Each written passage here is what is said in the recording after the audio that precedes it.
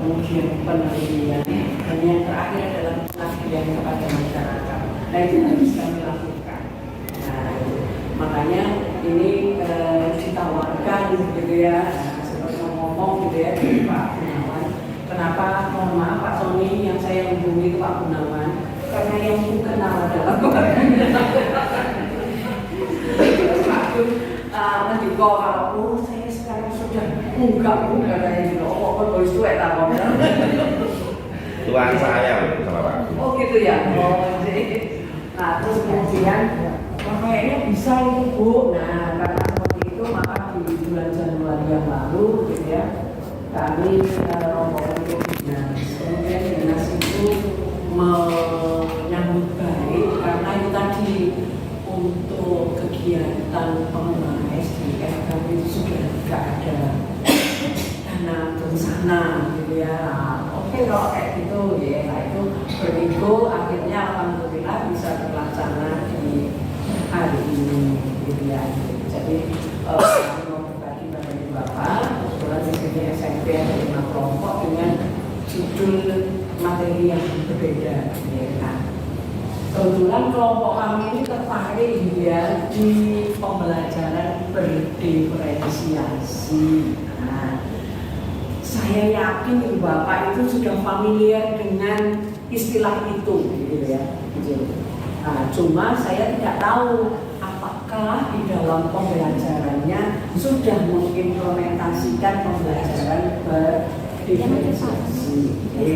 Baik, Ibu Bapak sifatnya kan sharing gitu ya. Nah, saya ingin tahu sebatas mana yang sudah Bapak Ibu ketahui tentang pembelajaran berdiferensiasi.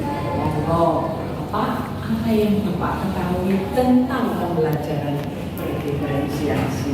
Kalau yang saya pernah baca pembelajaran berdiferensiasi itu ada 3: diferensiasi proses, diferensiasi produk, dan diferensiasi konten. Nah, diferensiasi ini melihat bahwa siswa itu secara hakikatnya memiliki kemampuan yang berbeda-beda, sehingga jika kita mengoptimalkan mereka itu hanya di satu topik itu sepertinya kurang pas, sehingga supaya lebih optimal maka mereka ditempatkan sesuai dengan apa yang menjadi apa itu namanya, kalau jadwal tadi itu bilangnya istilahnya sesuai dengan kodratnya sesuai dengan kodratnya masing-masing supaya tumbuhnya lebih optimal. Terima kasih Bapak Pak Isdi. Pak Isdi. Monggo, siapa nih Ibu? Apa yang Ibu ketahui Bu tentang pembelajaran berdiferensiasi? Jangan takut salah. Kalau salah nggak disuruh pulang. Disuruh pulang malah peneran. Oh, mana yang nyanyi? Akhirnya nanti nyanyi bareng ya. Oke, monggo Bu. Yang saya ketahui sama dengan Pak Isdi tadi, untuk pembelajaran itu diferensi itu ada tiga kelompok, ada belajar fungsi konten, terus kemudian produk sama proses. Tapi selama ini saya masih belum, tiga-tiganya belum bisa. Karena apa yang saya lakukan kemarin itu baru pembelajaran berdiferensiasi terhadap produknya saja. Oh, terhadap produknya.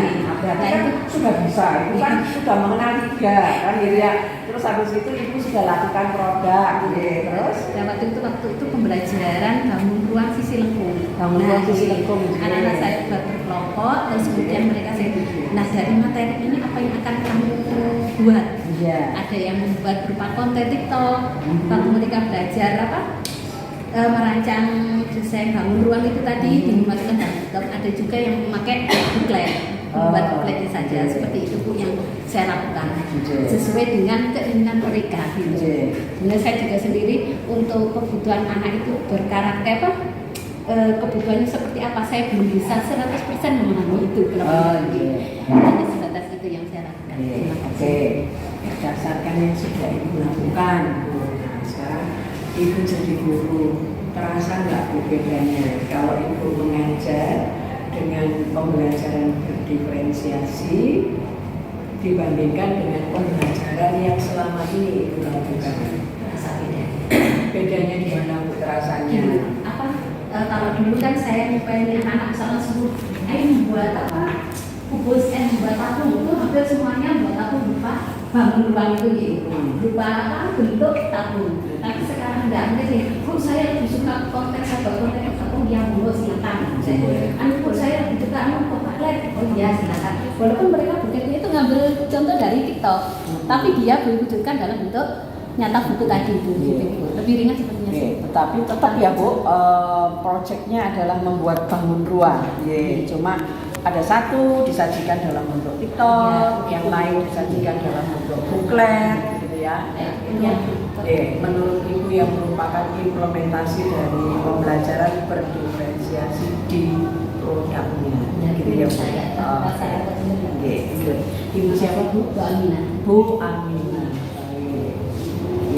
Baik Ibu Bapak, dari perwakilan dua tadi gitu ya, itu paling tidak sudah ada dasar bahwa pembelajaran berdiferensiasi itu sebetulnya dasarnya adalah setiap anak itu punya kompetensi, gitu ya. Hanya itu tadi bisa berbeda-beda, gitu ya. Ada yang memang dia berkompeten di keterampilannya, ada yang berkompeten di kognitifnya. Nah, semuanya itu harus difasilitasi. Kayaknya di kurikulum Merdeka tambah angel ya pekerjaan dia. Oh enggak? Benar tak? Enggak ya Pak Sonia? Saya langsung aku bebas saya. Oh bebas, nanti kamu pulang nggak apa-apa ya? Namanya kan kurikulum Merdeka. Iya, salah dipakai aku. Iya. Merdeka banget itu. Merdeka banget gitu ya. Baik, terima kasih. Jadi untuk pembelajaran berdiferensiasi ini Bapak, ada salah satu ahli ya Tomlinson ini gitu ya, dia mengatakan bahwa pembelajaran berdiferensiasi itu gitu ya. Nah, jadi orientasinya adalah proses pembelajaran di kelas itu menyesuaikan pemenuhan kebutuhan belajar peserta didik. Nah, itu tadi. Seperti yang disampaikan oleh Ibu kita, ada anak yang pengen gitu ya menyajikan produknya dalam bentuk TikTok. Mengapa seperti itu? Oh, karena sekarang lagi viral. Nah, kan gitu ya. Nah, kalau apa namanya? Kalau selebriti gitu ya, oh, jangankan gitu. Oh, jalan-jalan ke pasar kayak gini. Masukkan TikTok, nah kan begitu ya. Nah, tapi anak-anak kan juga ingin begitu ya. Oh, dia ingin gitu ya punya konten yang bisa diupload di TikTok gitu ya. Saya sendiri gitu ya, mungkin karena sudah manula gitu ya, sudah kepala 6 gitu ya. Jadi kayak namanya TikTok itu bikinnya kayak apa ya Pak? Akunnya ya nggak punya. Jadi paling banyak akunnya itu Facebook, nah, Instagram, udah itu. TikTok itu saya nggak punya. Dan kalau saya punya tapi terpaksa ya. Kenapa? Saya punya tapi terpaksa. Terpaksa kenapa Pak? Karena ada masalah di anak-anak cerita ada masalah di luar. Saya di WA. Nah, saya nggak bisa menghubungi orang yang membuat masalah. Itu di mana Pak? Di TikTok. TikToknya ini saya buka. Saya memberi komentar nggak bisa karena saya nggak pasang aplikasi. Akhirnya saya pasang aplikasi. Sudah baru bisa menyelesaikan masalah itu. Ya ternyata di belakangan baru saya bisa memahami oh ternyata di TikTok itu juga banyak keuntungan dari termasuk konten-konten tentang kurikulum Merdeka itu juga banyak. Padahal dulunya saya anti dengan TikTok karena bayangan saya TikTok itu jelek. Oh iya itu tadi karena Bapak mengenal TikTok itu dari sisi sesuatu yang sesuatu yang jelek. Iya. Iya. Oke, terima kasih Pak Sonia. Itu keterpaksaan yang membawa berkah. Nah, sama dengan di masa COVID gitu ya. Nah, masa COVID itu kalau kita melihat negatifnya memang nggak ada habisnya. Tetapi dari sisi positifnya, jangankan orang lain, saya sendiri merasa bahwa gitu ya, saya jadi melek lagi. Nah, jadi ngajar pakai Gambit itu seperti apa? Terus habis itu ngajar menggunakan Zoom itu seperti apa? Nah, seperti itu. Jadi akhirnya berkembang karena dipaksa. Nah, karena kita masih banyak menggunakan prinsip the power of kepepet. Sampai sekarang itu. Iya. Pokoknya kepepet itu, pokoknya mengikir gitu ya, semua bisa keluar. Baik. Nah, di situ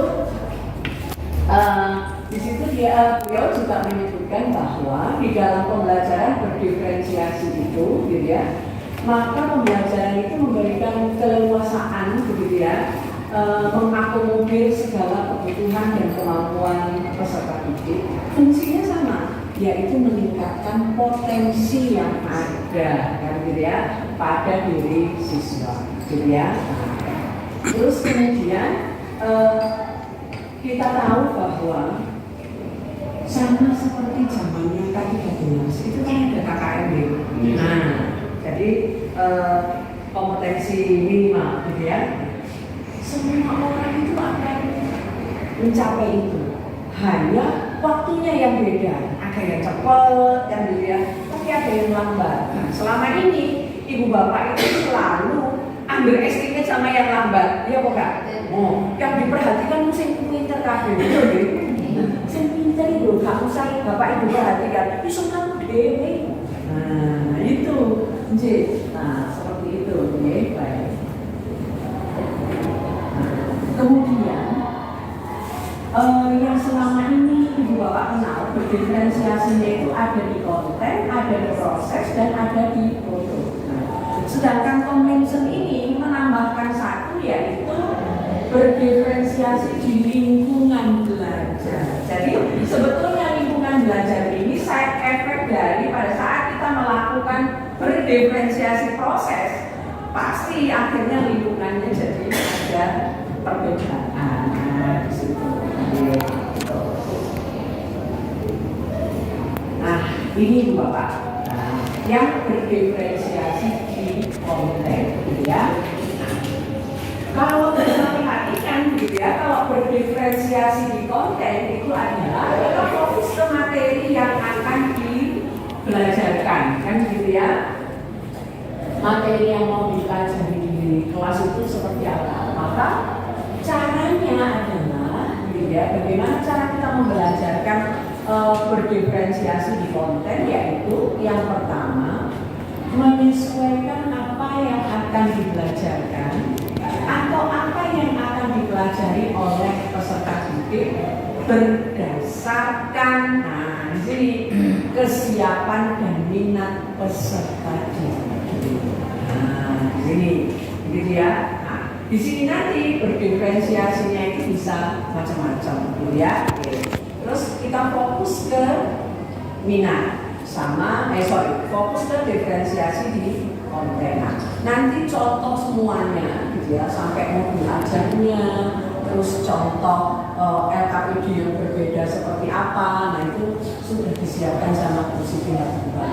Nah, ibu bapak biasanya paling seneng ada di contoh, kan, gitu ya. Pas teori sebenarnya harus kean, pokoknya contohnya loh kayak apa. Nah, kayak gitu deh. Ya, Selalu itu.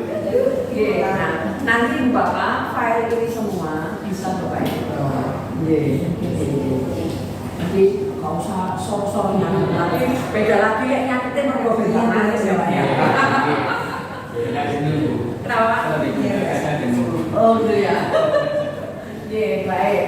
Terus kemudian yang kedua adalah menyesuaikan bagaimana konten yang akan diajarkan atau dipelajari itu, gitu ya. Sehingga kita tahu bahwa dasarnya adalah profil atau gaya belajar yang dimiliki oleh masing-masing siswa. Misal, gitu ya.